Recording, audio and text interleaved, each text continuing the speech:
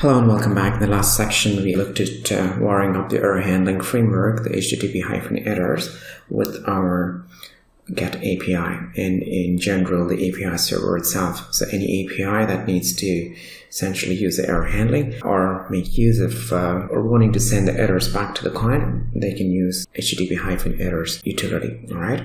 So with that being wired up, let's turn our focus to some new API creation. Okay, and right now we have a GET API. If you look at it for the category, essentially it gets us a list of category objects, but we also want to make sure we want to go ahead and do the post API, which essentially allows us to create categories in the system. Okay, and let's go ahead and do that. So essentially that'll take an object which has only one attribute, a name, and it's going to create a category there. Let's go ahead and try to see how we can get that into our system. As usual, we'll lead a route here, and we'll go to the category routes, and I will go ahead and create a new new route, and that's going to be for create. And for create, we're going to be using the post method. The URI would be /categories. Okay, and when this route is called, I want to go ahead and call the controller method that says create category. Let me go ahead and save this. I'm sure it's going to give us an error here. Yes, it does, because it cannot find the create category method. So I'm going to go ahead and include it in our controllers. Let me go inside the controller, and in here, let me collapse this, fetch all categories, and I'll say exports dot create category. This is going to be again an async method, and gets a request, response, as well as next because of the error handling implications. Okay, and this is exports, by the way. Super. And in here, what we're going to do is we'll first go ahead and do a console log of the, let's say, let me do a console log on this one. Control-Alt-L. Okay, super.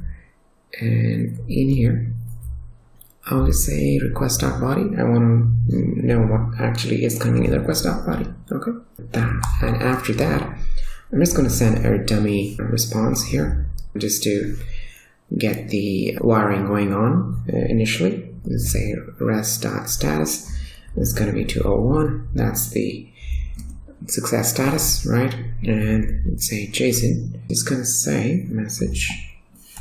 Again, this is the preliminary implementation just to get the wiring right. I think I had an additional S in here. I'm going to say category created successfully. All right, super. So let's get this rolling. Head over to my category REST API client, and in here, I'm going to say create a new category. All right. Okay. And this is going to take a post, right, on this particular route, and I also have to specify a few headers here. It's going to be content type, it's going to be application JSON, and the accept, which is going to be for the response, it's going to be application JSON, and I'm going to send a payload here, which is going to be JSON, obviously, with the name that says testing. Let's say testing 101. Okay, so let's see if we can actually get this rolling. And go ahead and send request. Yep, we get a 201, so the wiring seems to be working fine. Okay, so the next thing is we also did a console log, so the request body essentially has name of testing 101. Okay, super. And what we're going to do next is we'll actually go ahead and persist this data into MongoDB. So what I'm going to do here inside of this one, I'm going to open a try-catch block. So inside here, I'm going to say console log error, obviously Control-Alt-L. All right. Okay, let me collapse both of these windows. Makes things easier for us. Control-B. In here, let me create some white space for the sake of better visibility. And inside of this, I'm going to say const category is equal to weight, and we already have a category model imported here, and I'm going to say, so const category is a new category, and that's going to be the request.body, right? Whatever is coming in the request.body, we're going to send it to the new category model, right? And we also need to set the added by. If you recall right now, if you go into the model, it also has an added by attribute, which is mandatory. Okay, it has to be required. By the way, it's gonna actually throw an error if it, at runtime, of course. So I'm gonna say category dot added by is gonna be card mpk, right? And what I'm gonna do next is I'm gonna say await category dot save, and this should save this in our database. Okay, and then what's going to happen is we can then return the category back to the caller. Okay, and that's going to be by saying rest.status of 201 and with a JSON object of category. Okay, super. And we'll take care of the error handling a bit later, but for now, let's get the persistence part going, and then we'll handle the error handling part later. Okay? All right. Let's give it a shot now from the REST client. I'm going to go ahead and send this request again. It actually went ahead and added that. All right, not bad. But we also have an error here. I have to see what actually is brewing there. It did go ahead and created the category, so which means if we can query this now from the get all categories, we should get something back in return. Array, definitely, yep, we do. Super, excellent. The only thing that we have to see is why we are getting this error. Let's head over to the controllers quickly.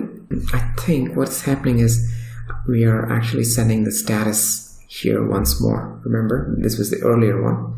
So let's get rid of that.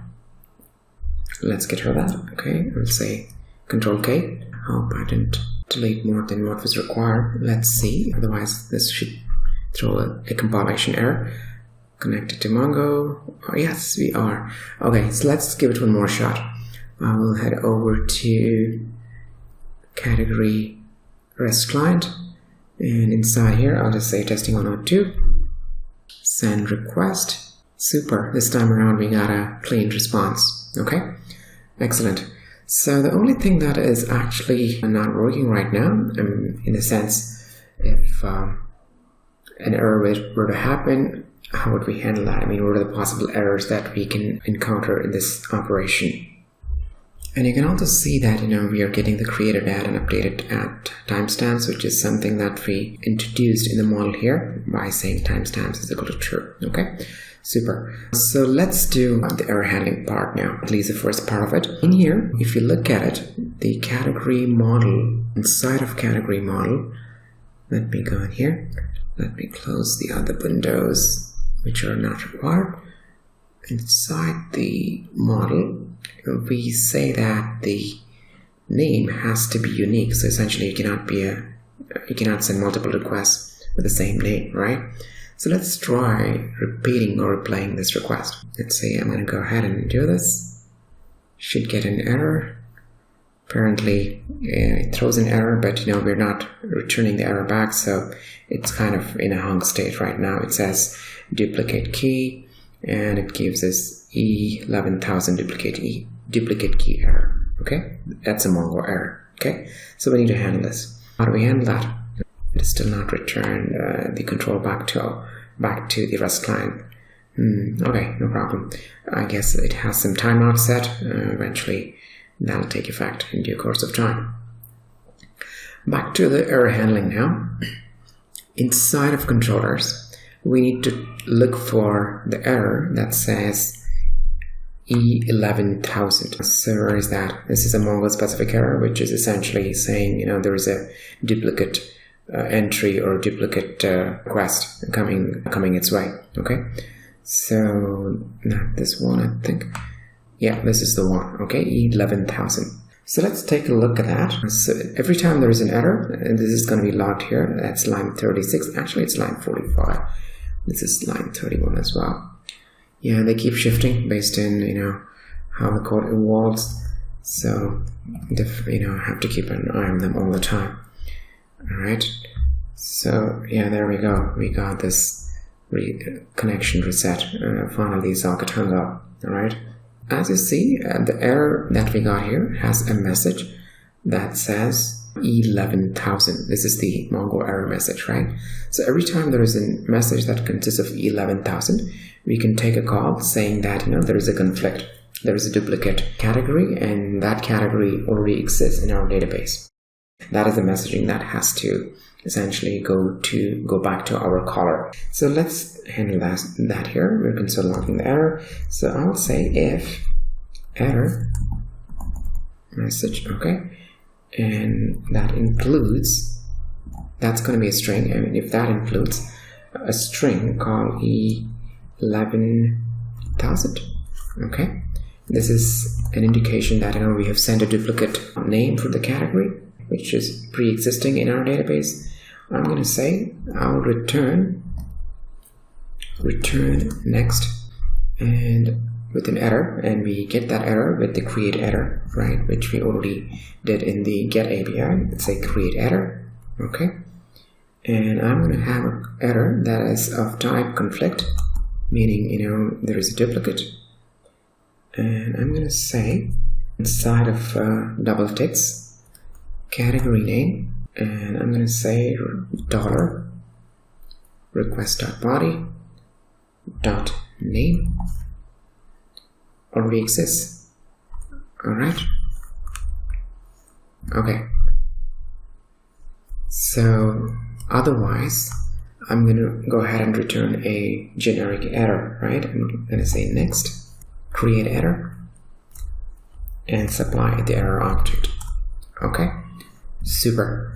Let's see how it works this time. I hope there are no compilation errors here. I think it's fully booted up nicely after the changes that we made, and it's saying listening to Mongo.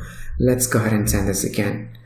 I'm going to send testing 102. It's a duplicate request. It's a replay of the previous request essentially.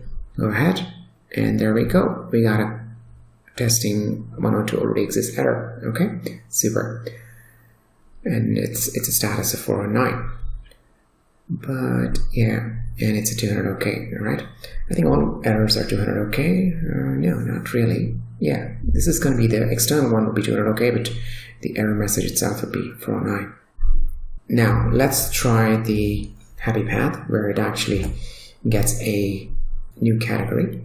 All right, let's go ahead and do this. Super, we got something back. Interestingly, __we is still coming back. I thought I'd set it to false there. Select as false. I'm not sure what is the problem. We will look into that for sure in a future lecture.